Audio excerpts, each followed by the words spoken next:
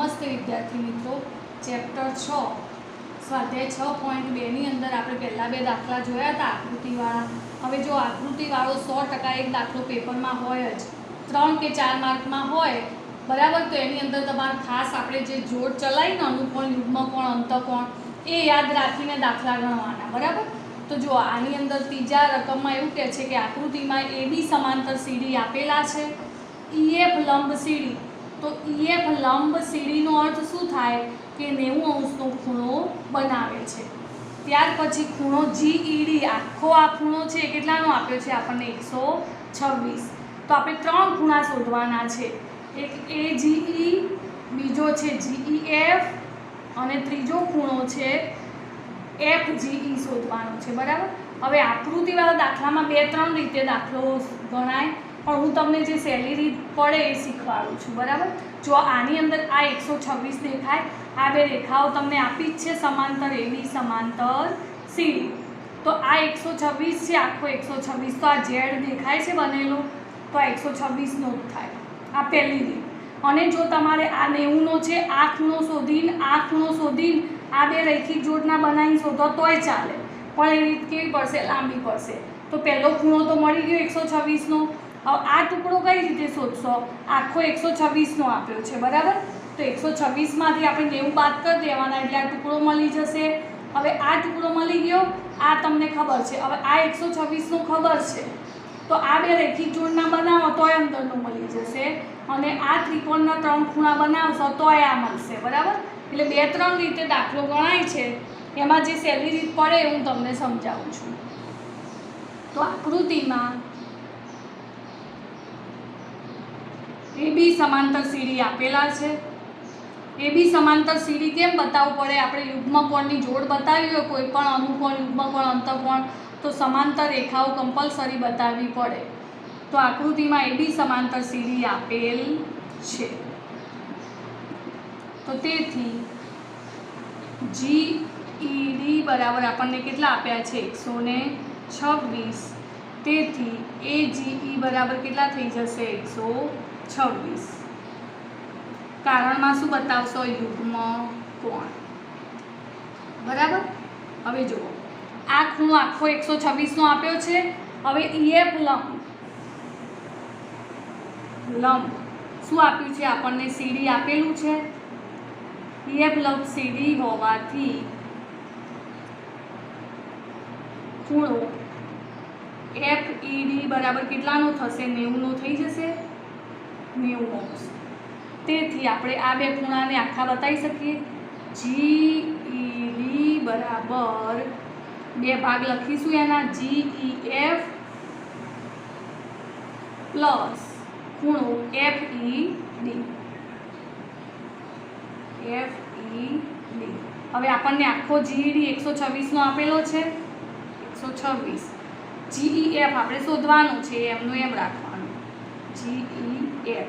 હવે FED કેટલાનો, 90નો લીધો આપણે, શેના આધારે લીધો આપણે, લંબના આધારે બરાબર. તો અહીંયા GEF બરાબર કેટલા થઈ જશે, GEF તો 126 માઇનસ 90. તો 126 માઇનસ 90 કેટલા થશે, 36 બરાબર. તો આ કેટલાનો મળ્યો આપણને, GEF 36નો મળ્યો. હવે આ બેને રૈખિક જોડ બતાવી દો તો પણ ચાલે. 180માંથી 126 શું કરી દેવાના, બાદ કરી દેવાના, સીધું જ બતાવી દેવાનું. ખૂણો AGE પ્લસ ખૂણો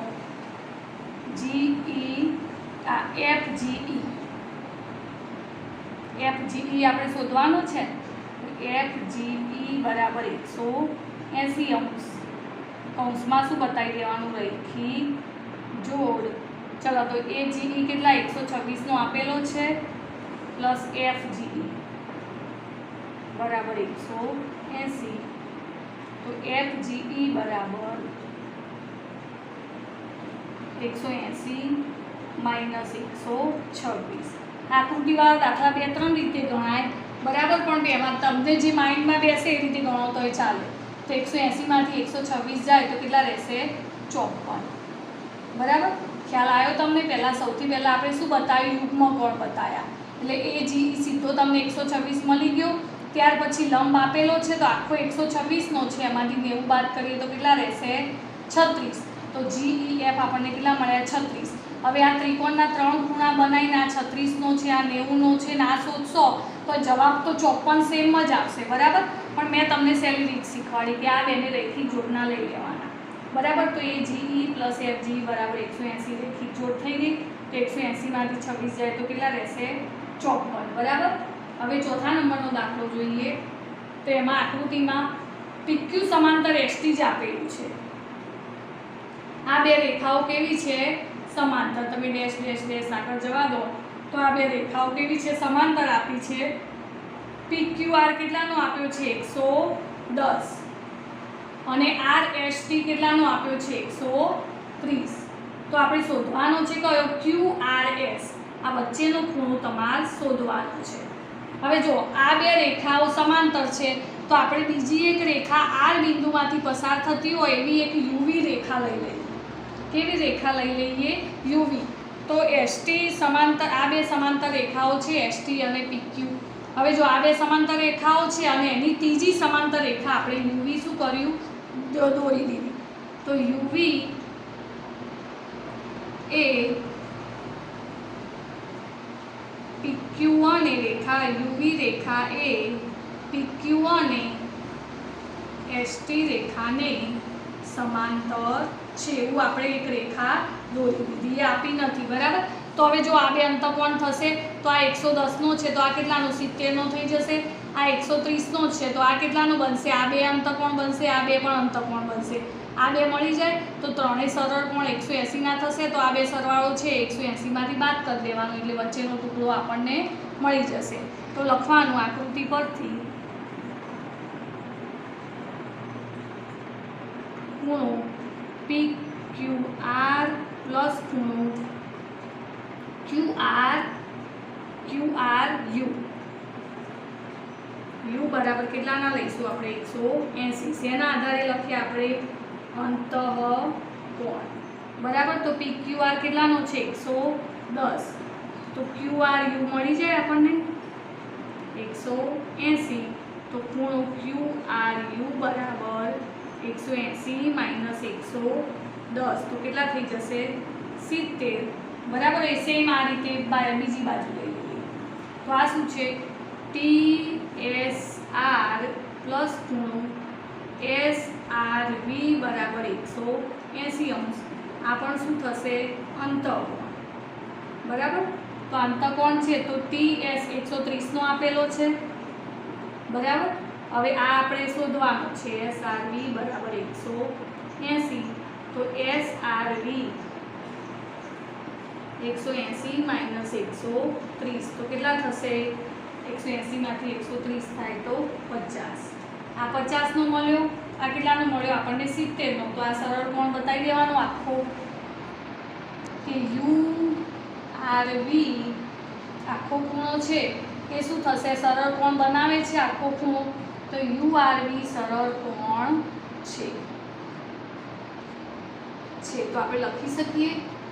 શું લખીશું QRU plus QRS plus SRV બરાબર 180°. તો QRU આપણને કેટલાનો મળ્યો QRU 70. બરાબર, પ્લસ QRS આપણે શોધવાનું છે QRS તેમનું એમ અને SRU કેટલાનો મળ્યો આપણને 50. બરાબર, બરાબર 180. તો 7 ને 5 કેટલા થશે 12. બરાબર, તો QRS બરાબર 180માંથી કેટલા કાઢીશું આપણે 120. તો કેટલા થશે 60° મળશે આપણને. બરાબર, તો QRS કેટલાનો મળ્યો 60°. ખબર પડી એકદમ સહેલો છે. ખાલી આપણે આ સમાંતર રેખા ઉમેરવી પડે. તો આ UV એ PQ અને ST ની સમાંતર રેખા છે. આ બે અંતઃકોણ લીધા તો 180માંથી 110 જાય તો કેટલા રહેશે 70. સેમ એ રીતે 180માંથી 130 જાય તો કેટલા રહેશે 50. પછી આખું કેટલાનું બતાવી દેવાનું URV સરળ કોણ છે. તો બધા ત્રણેય ખૂણાનો સરવાળો કેટલો થશે 180 બરાબર। તો બેના માપ આપ્યા છે આપણને, ત્રીજો મળી જાય 60 બરાબર। 5મા નંબરનો દાખલો છે આકૃતિવાળો, જો એ બી સમાંતર સીડી આપેલા છે। એ આ ગવર્મેન્ટના સિલેબસમાં નથી, પણ આપણે આકૃતિવાળા દાખલા જરૂરી છે એટલે હું ચલાવી દઉં છું બધા જ બરાબર। એ બી સમાંતર સીડી છે। એ પી ક્યુ કેટલાનો આપેલો છે આપણને 50નો, આ એ પી ક્યુ કેટલાનો છે 50। પી આર ડી કેટલાનો છે 127। તો એક્સ અને વાય આપણે શોધવાના છે। તો આમાંય જો સીધું દેખાય છે, એ બી સમાંતર સીડી આપેલું છે આકૃતિમાં। તો આ 50 છે તો આ ઝેડ બને છે, તો આ 50 છે તો એક્સ કેટલાનો થઈ જશે 50। હવે આ 127 છે, આ બહિષ્કોણ છે, એના બે અંતર સમૂહકોણ છે એક્સ પ્લસ વાય। બહિષ્કોણનો સરવાળો બે અંતર સમૂહકોણ જેટલો થાય છે। એ આવી ગયું છે, પણ એ તમને પછી હું સમજાવું છું બરાબર। આ દાખલામાં તો લખીશું આપણે એ બી સમાંતર સીડી આપેલ છે, તો ખૂણો એ પી ક્યુ બરાબર ખૂણો પી ક્યુ આર બરાબર 50°। શેના આધારે તમે બતાવ્યું? યુગ્મ કોણ બરાબર। તો યુગ્મ કોણ બતાવ્યું તો એક્સ બરાબર કેટલા મળે આપણને? એક્સ બરાબર 50। હવે વાય શોધીશું। વાય બે રીતે શોધાય, જો તમારે આ બે રેખિક જોડના બતાવી આ ખૂણો શોધી ત્રિકોણના ત્રણેય ખૂણા શોધવા હોય તો પણ મળી જાય, એ 3 સ્ટેપ થાય। જ્યારે આ બહિષ્કોણ બતાવો બરાબર તો નાનો થઈ જાય। તો ત્રિકોણ પી ક્યુ આરનો બહિષ્કોણ ખૂણો પી આર ડી છે। તો ખૂણો પી આર ડી બરાબર એક્સ પ્લસ વાય લખવું હોય તો લખી દેવાય, એક્સ પ્લસ વાય। તો પી આર ડી આપણને કેટલાનો આપ્યો છે 127। એક્સ કેટલાનો મળ્યો 50 પ્લસ વાય એમના એમ। તો વાય બરાબર કેટલા મળશે 127 માઇનસ 50। તો 127 માઇનસ 50 કેટલા થશે? 127 માઇનસ 50 77 બરાબર। તો 77 આ બે રીતે ગણાય દાખલો, પણ આ સહેલો પડશે। જો તમને પરીક્ષામાં બહિષ્કોણ યાદ ના આવે તો આ બેને રેખિક જોડના બતાવી અને ત્રિકોણના ત્રણેય ખૂણા સરવાળો કરશો તો જવાબ તો સેમ જ આવશે બરાબર।